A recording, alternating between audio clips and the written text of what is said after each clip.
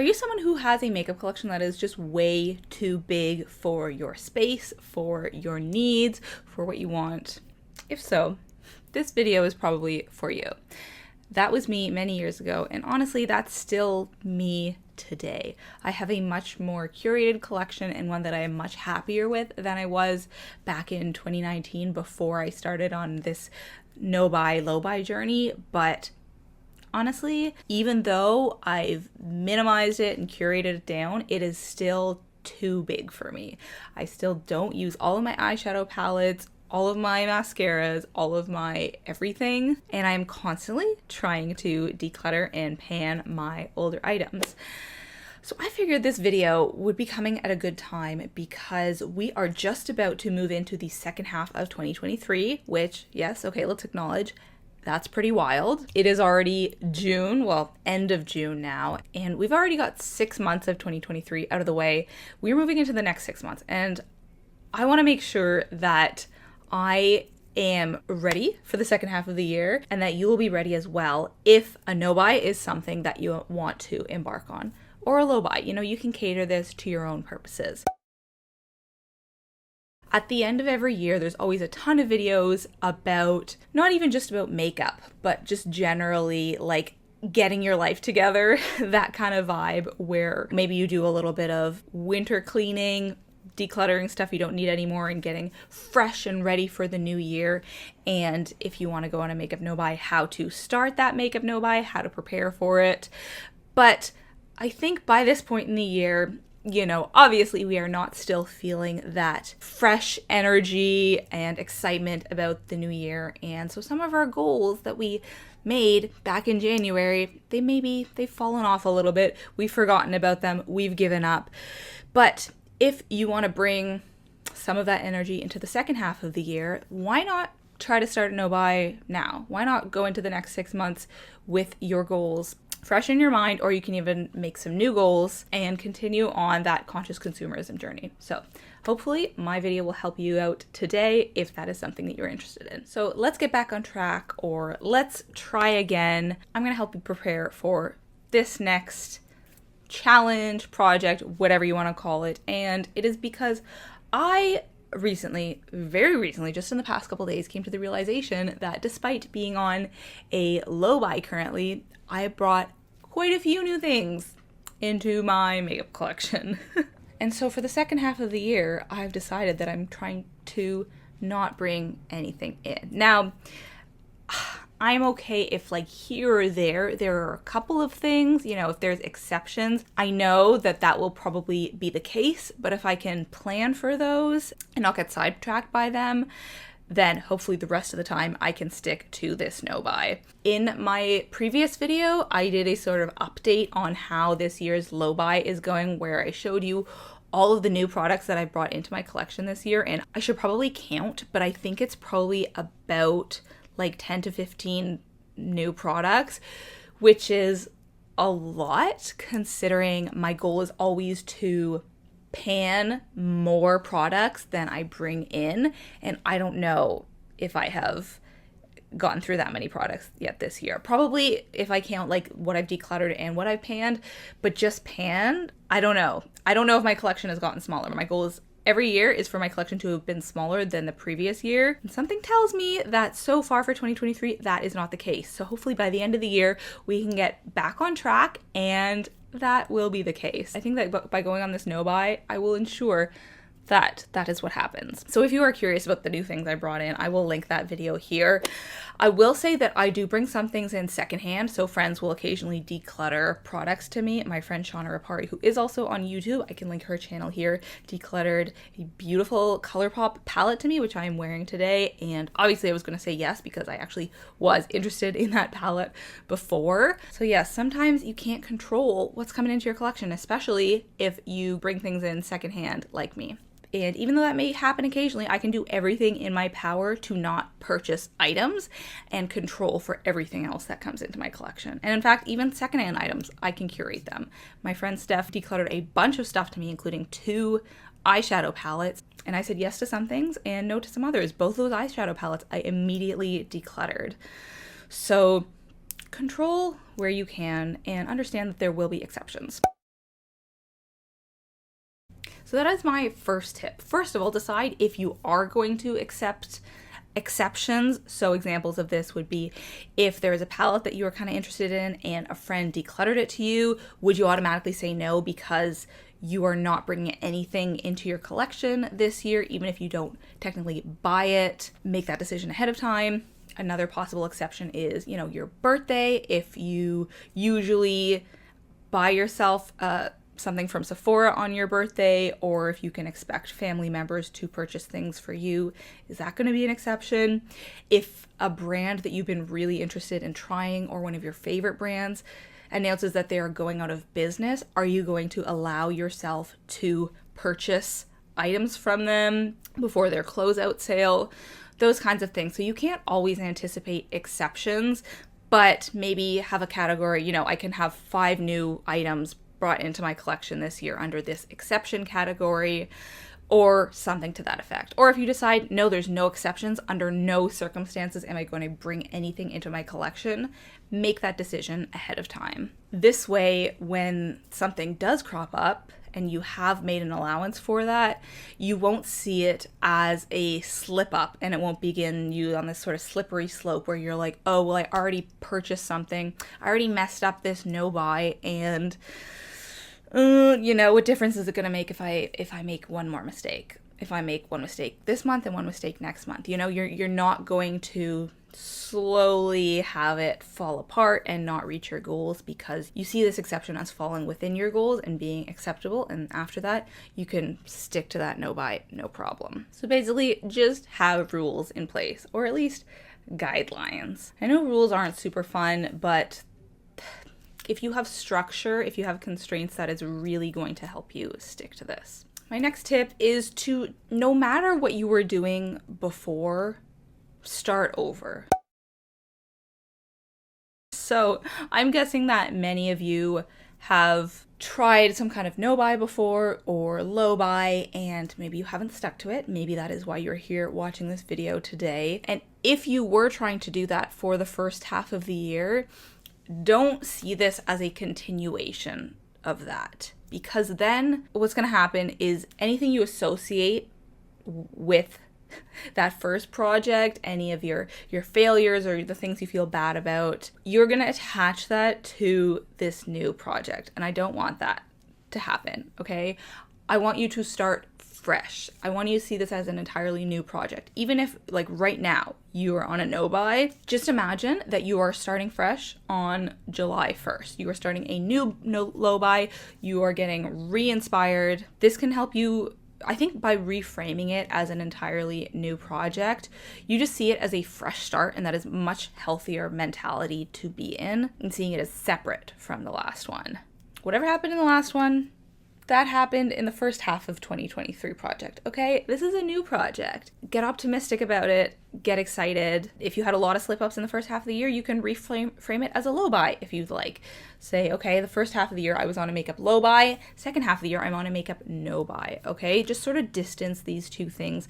I also think it can sometimes be tricky just to have a very long-term project. I mean, that was what I did, but by the second half of the year, every year, I tended to get kind of like, oh, this is hard. I don't know if I can do this. Should I start buying makeup? I can link one of my previous videos where I did this, and I'm pretty sure it came out in June when I was like halfway through the year, and I was like, oh my God, I was supposed to do a no buy until the end of the year, and I'm really struggling.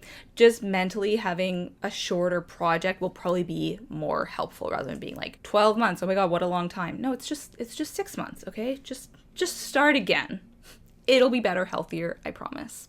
My next piece of advice, and hopefully you already have this information, but try to figure out what works best for you. So it's tricky because I'm sort of giving this blanket advice, like this will work for everyone, this is what you should do, and that might not be the case. My previous couple tips, maybe you tried that out in the past and it didn't work, right? So if you haven't been on a no buy before, then this might be tricky, but you can definitely like extrapolate from other things that you've done. What I mean by this is some people love having a completely fresh start, a blank slate, and starting a whole bunch of things at once. So like if you're the kind of person who when you move to a new place, you see that as a fresh start and you want to start a whole bunch of things new. You want to start, I don't know, practicing yoga. You want to start eating healthier. You want to start dressing like kind of different and trying out some different vibes with like your makeup and your style. If you want to implement all of these different habits, like if you're that kind of person, you can probably start a whole bunch of things at once. But if you're not and you find it difficult to implement more than one thing at a time, then just stick to the no-buy. You need to know what works for you. And as an anecdote, for me personally, I am currently on 3 different project pans. Project pan basically means like trying to finish off your makeup, but you have a couple of designated products that you're working on. And that is too many, because in each of those projects, I have anywhere from like 7 to 10 items that I'm trying to work through, which means I've got about 25 different products that I am supposed to be focusing on and trying to finish at once. And that is too much for me. And I end up forgetting about some of those and just not finishing them. So when I come and do my project pan update, I'm like, oh my God, I haven't used this since the last time, because there's so many different products that I was supposed to be focusing on that I forgot about it, or I couldn't factor it into my routine, or whatever. I want this project to be customizable for everybody. I don't want to be giving a prescription, because everyone has different needs, has different habits. Figure out what works for you. If only a low buy is possible for you, then do that low buy. If a no buy is only possible if you implement a whole bunch of other changes in your life as well, like trying to be more adventurous with your makeup, doing colorful looks, also starting a new project pan, doing a bunch of decluttering projects, you do all of that. But if you can only try one new thing at once, then do that. So try to apply it from other things in your life that you've implemented before to figure out what is the best for you. Because if you're not catering to your specific needs and tastes and habits, then you are going to be right back where you started. You are not going to be able to succeed, unfortunately. You gotta make this no-buy work for you. Don't just copy along and assume that whatever I do is what you should do too. I want you to succeed, and if that means buying one new product a month, heck, if it means buying one new product a week, if before you're buying every single day, then do that. Cater it to your needs. This next tip is for those of you who need a boost, encouragement. Celebrate your wins. I think the best way that I have seen this play out is if you follow a lot of like makeup accounts on Instagram. I'm not talking about like influencers or like ColourPop and Aether Beauty. I'm talking about like people who have makeup accounts that they just like they're small.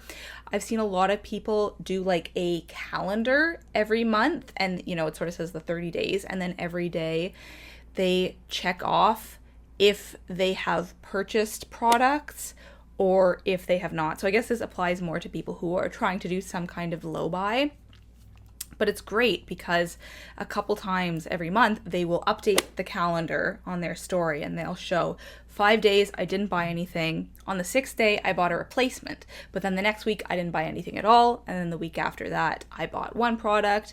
That kind of thing I think is great if you really need to see like a physical manifestation of your work, because even if you slip up from time to time, if you see that there's 30 days in a month, let's say, and only one of those days did you have a mistake and there's 29 other days that you succeeded at this project, I think that can be really, really helpful for those of you who need something like that to kind of push you through and to see visibly like what you are actually doing. Because if you're just thinking about a month as a whole and you buy one thing when you're supposed to be on a no buy, then that will feel like, oh, you failed once this month. But if you look at the whole month and every single day, then you will see I succeeded 29 days and I slipped up one day. So that sort of reframing, again, I think can really help if you need to celebrate those wins like that. I've got 2 more tips, and the next one is to use this no buy as a learning experience for the future. So don't think just about this project and the 6 months as sort of a contained entity and you're just trying to achieve a certain goal and that's the whole point. it's not the whole point. You can get a lot more out of it. See it as the journey, not the destination, as they say. So you shouldn't just be looking forward to that end date, December 31st, when you finish the low buy or no buy and you have succeeded.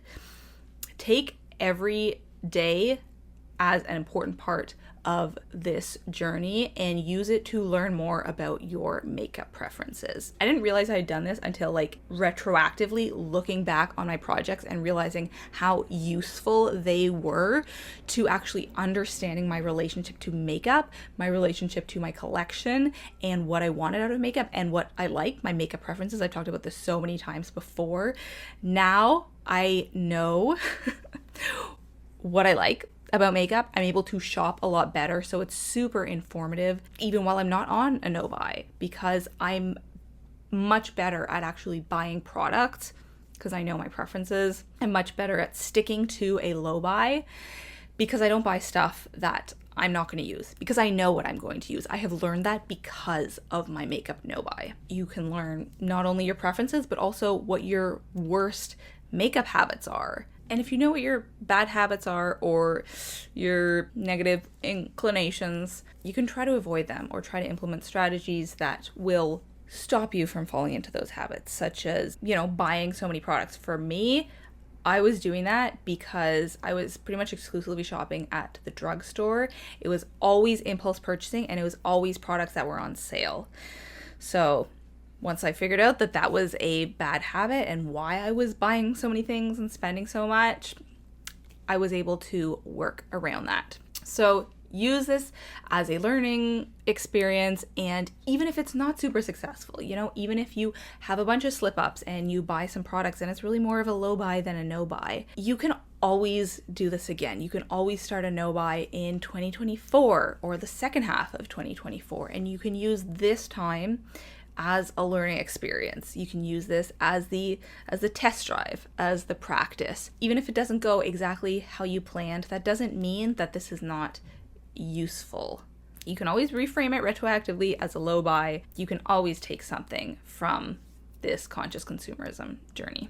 And the very last tip that I have for you, again, has to do with reframing this experience, because I think that that is the most important thing. And that is to look forward to it. What do I mean by that?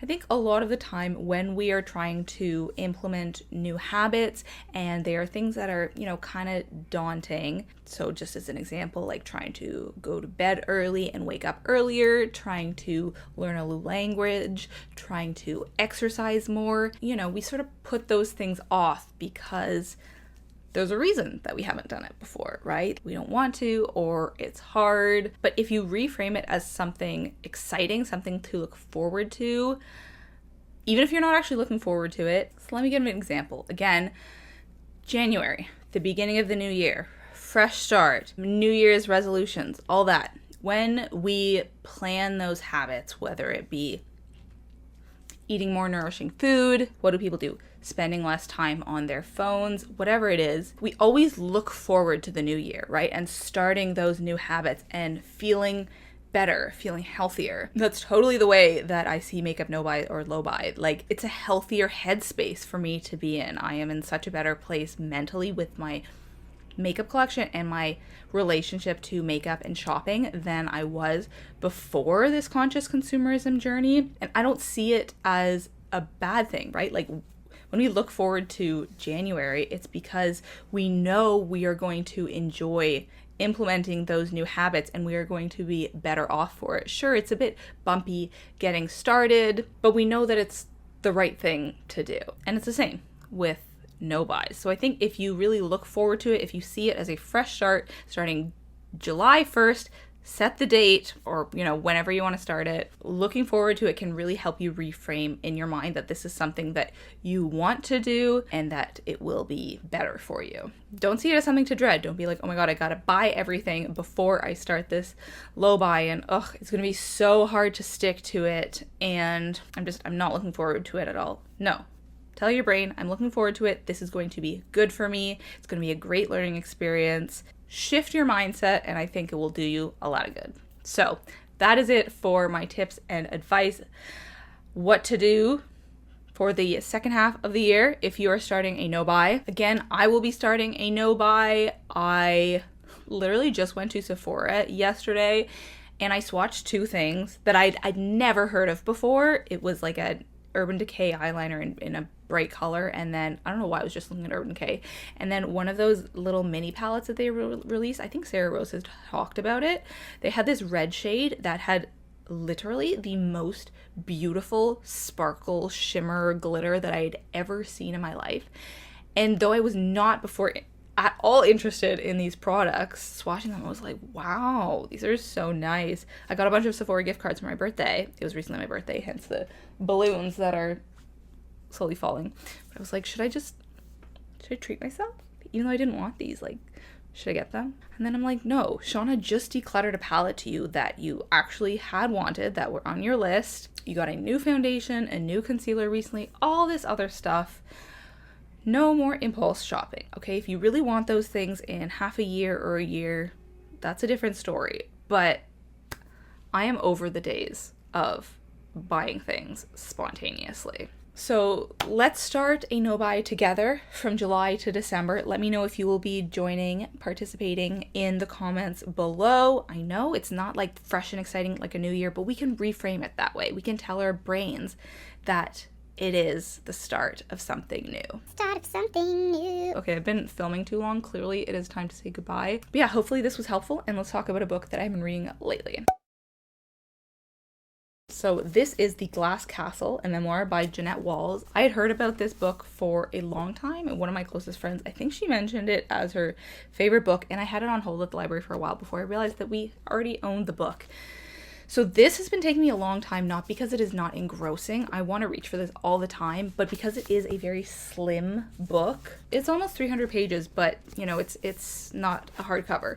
So this is easy to bring around. All the other books that I have out from the library right now are all like massive and hardcover, so they're not very portable. So when I gotta go get on the subway, or you know, I'm heading somewhere and I need a book, this is the one that I reach for. So hopefully I'm gonna be on the subway soon, because I just want to finish this. It's so engaging. If you have read Educated by Tara Westover, though this came out like, I don't know, 15 years before that, it really reminds me of it. It is about a young girl in a large family who basically has no stability. Like, they move around her whole life and they live in poverty. It's tricky because I would see it as like the choice of her parents to live that way, because her parents are both educated. Her parents are both capable of working. Like, her mom was trained as a teacher and her father as a pilot, but they don't want to work. They didn't really want to have kids. It seems like they don't take care of them. These kids